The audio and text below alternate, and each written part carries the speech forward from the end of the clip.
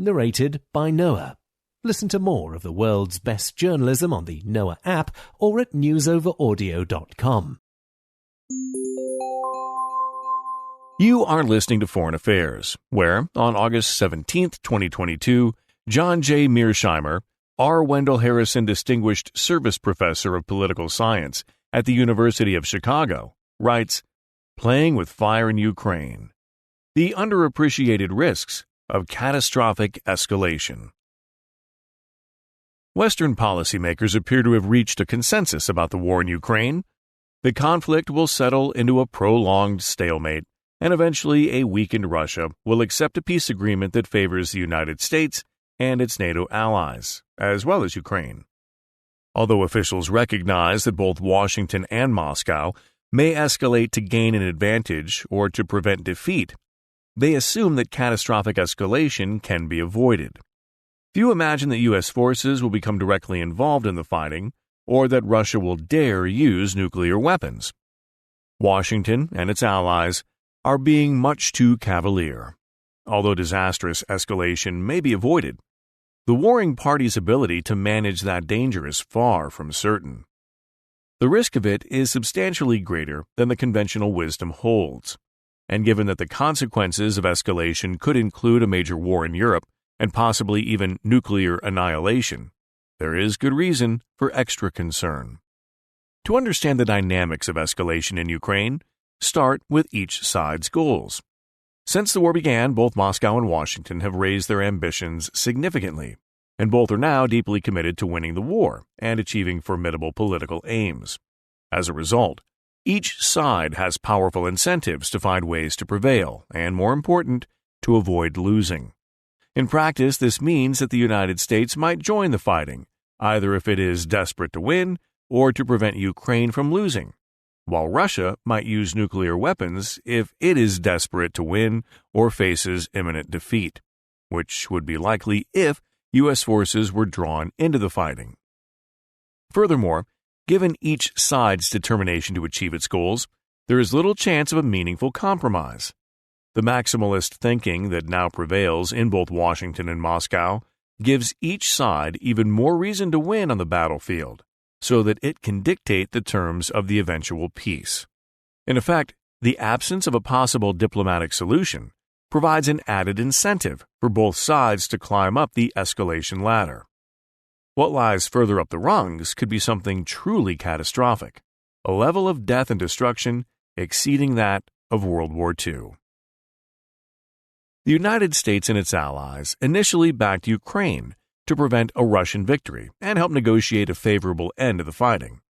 But once the Ukrainian military began hammering Russian forces, especially around Kyiv, the Biden administration shifted course and committed itself to helping Ukraine win the war against Russia. It also sought to severely damage Russia's economy by imposing unprecedented sanctions. As Secretary of Defense Lloyd Austin explained U.S. goals in April 2022, "We want to see Russia weakened to the degree that it can't do the kinds of things that it has done in invading Ukraine." In effect, the United States announced its intention to knock Russia out of the ranks of great powers. What's more, the United States has tied its own reputation to the outcome of the conflict. U.S. President Joe Biden has labeled Russia's war in Ukraine a genocide and accused Russian President Vladimir Putin of being a war criminal who should face war crimes trial. Presidential proclamations such as these make it hard to imagine Washington backing down. If Russia prevailed in Ukraine, the United States' position in the world would suffer a serious blow. Russian ambitions have also expanded. Contrary to the conventional wisdom in the West, Moscow did not invade Ukraine to conquer it and make it part of a greater Russia. It was principally concerned with preventing Ukraine from becoming a Western bulwark on the Russian border. Putin and his advisors were especially concerned about Ukraine eventually joining NATO. Russian Foreign Minister Sergei Lavrov made the point succinctly in mid-January, saying at a press conference, "The key to everything is the guarantee that NATO will not expand eastward."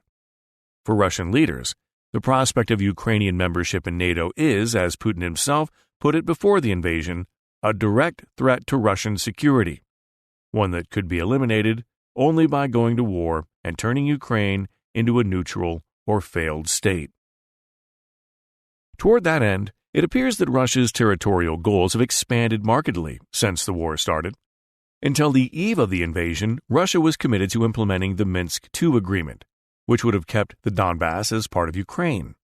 Over the course of the war, however, Russia has captured large swaths of territory in eastern and southern Ukraine, and there is growing evidence that Putin now intends to annex all or most of that land, which would effectively turn what is left of Ukraine into a dysfunctional rump state. The threat to Russia today is even greater than it was before the war, mainly because the Biden administration is now determined to roll back Russia's territorial gains and permanently cripple Russian power. Making matters even worse for Moscow, Finland and Sweden are joining NATO, and Ukraine is better armed and more closely allied with the West. Moscow cannot afford to lose in Ukraine, and it will use every means available to avoid defeat. Putin appears confident that Russia will ultimately prevail against Ukraine and its Western backers. Today, we hear that they want to defeat us on the battlefield, he said in early July. What can you say? Let them try. The goals of the special military operation will be achieved. There are no doubts about that. Ukraine, for its part, has the same goals as the Biden administration. The Ukrainians are bent on recapturing territory lost to Russia, including Crimea. And a weaker Russia is certainly less threatening to Ukraine. Furthermore, they are confident that they can win, as Ukrainian Defense Minister Oleksiy Reznikov made clear in mid-July when he said, Russia can definitely be defeated, and Ukraine has already shown how. His U.S. counterpart apparently agrees. Our assistance is making a real difference on the ground, Austin said in a late July speech. Russia thinks that it can outlast Ukraine and outlast us, but that's just the latest in Russia's string of miscalculations. In essence, Kyiv, Washington, and Moscow are all deeply committed to winning at the expense of their adversary, which leaves little room for compromise. Neither Ukraine nor the United States, for example, is likely to accept a neutral Ukraine. In fact, Ukraine is becoming more closely tied with the West by the day. Nor is Russia likely to return all or even most of the territory it has taken from Ukraine, especially since the animosities that have fueled the conflict in the Donbass between pro-Russian separatists and the Ukrainian government for the past 8 years are more intense than ever. These conflicting interests explain why so many observers believe that a negotiated settlement will not happen anytime soon, and thus foresee a bloody stalemate. They are right about that, but observers are underestimating the potential for catastrophic escalation that is built into a protracted war in Ukraine. There are 3 basic routes to escalation inherent in the conduct of war. One or both sides deliberately escalate to win, one or both sides deliberately escalate to prevent defeat, or the fighting escalates not by deliberate choice, by inadvertently.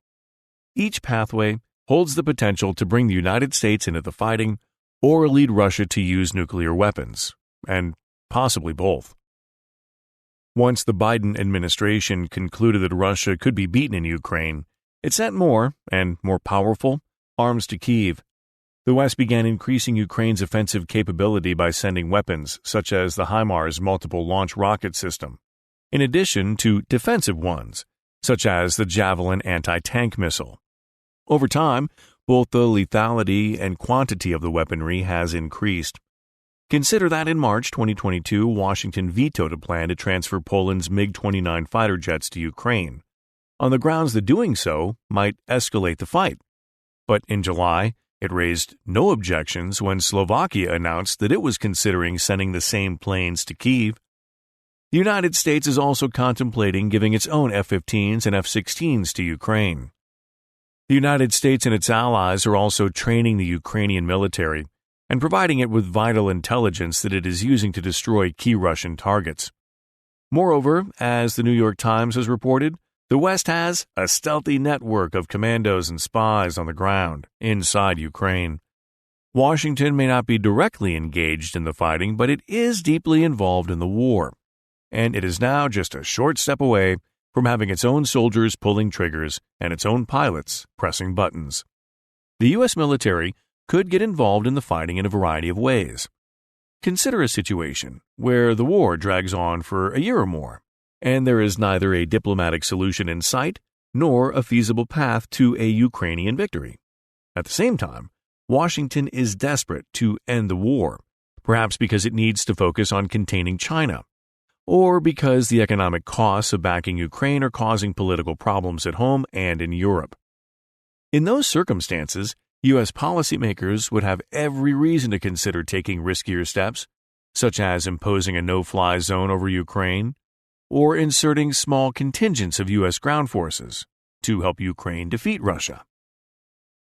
A more likely scenario for U.S. intervention would come about if the Ukrainian army began to collapse and Russia seemed likely to win a major victory.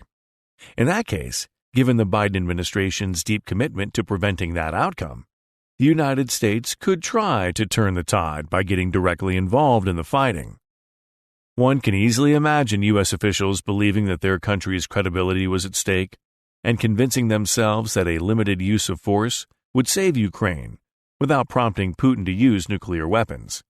Alternatively, a desperate Ukraine might launch large-scale attacks against Russian towns and cities, hoping that such escalation would provoke a massive Russian response that would finally force the United States to join the fighting. The final scenario for American involvement entails inadvertent escalation. Without wanting to, Washington gets drawn into the war by an unforeseen event that spirals upward. Perhaps U.S. and Russian fighter jets, which have come into close contact over the Baltic Sea, accidentally collide.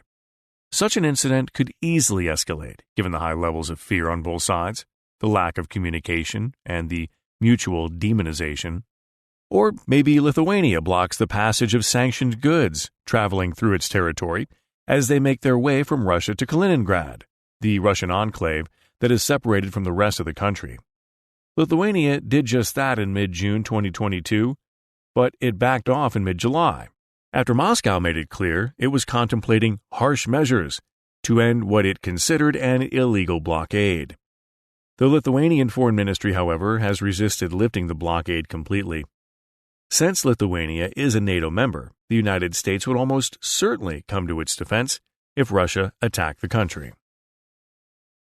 Or perhaps Russia destroys a building in Kyiv or a training site somewhere in Ukraine and unintentionally kills a substantial number of Americans, such as aid workers, intelligence operatives, or military advisors.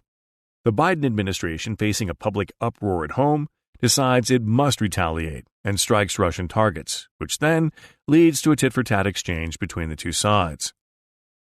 Lastly, there is a chance that the fighting in southern Ukraine will damage the Russian-controlled Zaporizhzhia nuclear power plant, the largest in Europe, to the point where it spews radiation around the region, leading Russia to respond in kind.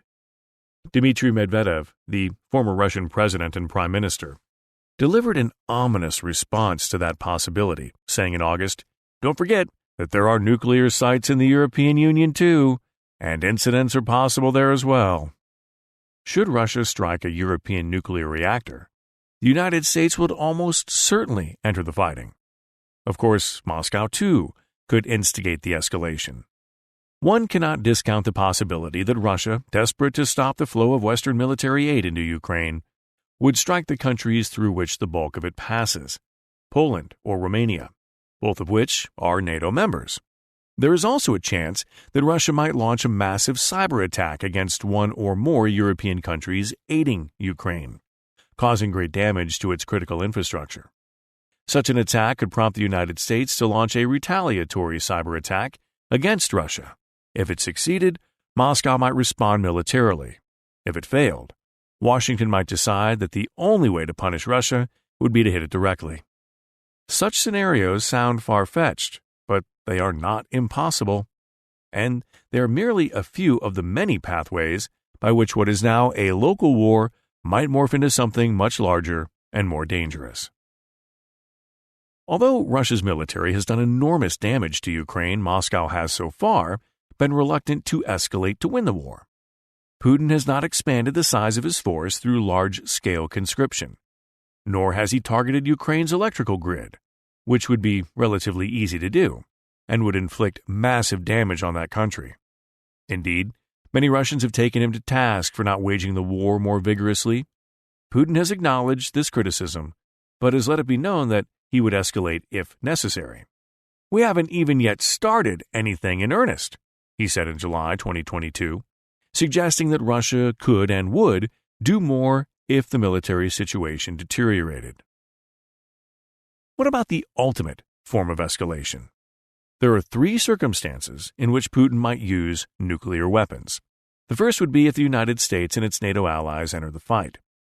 Not only would that development markedly shift the military balance against Russia, greatly increasing the likelihood of its defeat, but it would also mean that Russia would be fighting a great power war on its doorstep that could easily spill into its territory. Russian leaders would surely think their survival was at risk, giving them a powerful incentive to use nuclear weapons to rescue the situation. At a minimum, they would consider demonstration strikes intended to convince the West to back off. Whether such a step would end the war or lead it to escalate out of control is impossible to know in advance. In his February 24, 2022 speech announcing the invasion, Putin strongly hinted that he would turn to nuclear weapons if the United States and its allies entered the war. Addressing those who may be tempted to interfere, he said, "They must know that Russia will respond immediately, and the consequences will be such as you have never seen in your entire history." His warning was not lost on Avril Haines, the U.S. Director of National Intelligence, who predicted in May that Putin might use nuclear weapons if NATO is either intervening or about to intervene, in good part because that would obviously contribute to a perception that he is about to lose the war in Ukraine. In the second nuclear scenario, Ukraine turns the tide on the battlefield by itself, without direct U.S. involvement. If Ukrainian forces were poised to defeat the Russian army and take back their country's lost territory, there is little doubt that Moscow could easily view this outcome as an existential threat that required a nuclear response. After all, Putin and his advisors were sufficiently alarmed by Kyiv's growing alignment with the West that they deliberately chose to attack Ukraine, despite clear warnings from the United States and its allies about the grave consequences that Russia would face. Unlike in the first scenario, Moscow would be employing nuclear weapons, not in the context of a war with the United States, but against Ukraine. It would do so with little fear of nuclear retaliation since Kyiv has no nuclear weapons, and since Washington would have no interest in starting a nuclear war. The absence of a clear retaliatory threat would make it easier for Putin to contemplate nuclear use. In the third scenario, the war settles into a protracted stalemate that has no diplomatic solution and becomes exceedingly costly for Moscow. Desperate to end the conflict on favorable terms, Putin might pursue nuclear escalation to win. As with the previous scenario, where he escalates to avoid defeat, U.S. nuclear retaliation would be highly unlikely. In both scenarios, Russia is likely to use tactical nuclear weapons against a small set of military targets, at least initially. They could strike towns and cities in later attacks if necessary. Gaining a military advantage would be one aim of the strategy, but the more important one would be to deal a game-changing blow, to create such fear in the West that the United States and its allies move quickly to end the conflict on terms favorable to Moscow. No wonder William Burns, the director of the CIA, remarked in April 2022, "None of us can take lightly the threat posed by a potential resort to tactical nuclear weapons or low-yield nuclear weapons." One might concede that although one of these catastrophic scenarios could theoretically happen, the chances are small and thus should be of little concern. After all, leaders on both sides have powerful incentives to keep the Americans out of the fighting and avoid even limited nuclear use, not to mention an actual nuclear war. If only one could be so sanguine. In fact, the conventional view vastly understates the dangers of escalation in Ukraine. For starters, wars tend to have a logic of their own which makes it difficult to predict their course. Anyone who says that they know with confidence what path the war in Ukraine will take is mistaken. The dynamics of escalation in wartime are similarly hard to predict or control, which should serve as a warning to those who are confident that events in Ukraine can be managed. Furthermore, as the Prussian military theorist Karl von Clausewitz recognized, nationalism encourages modern wars to escalate to their most extreme form, especially when the stakes are high for both sides.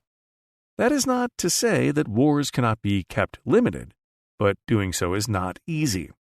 Finally, given the staggering costs of a great power nuclear war, even a small chance of it occurring should make everyone think long and hard about where this conflict might be headed. This perilous situation creates a powerful incentive to find a diplomatic solution to the war. Regrettably, however, there is no political settlement in sight, as both sides are firmly committed to war aims that make compromise almost impossible.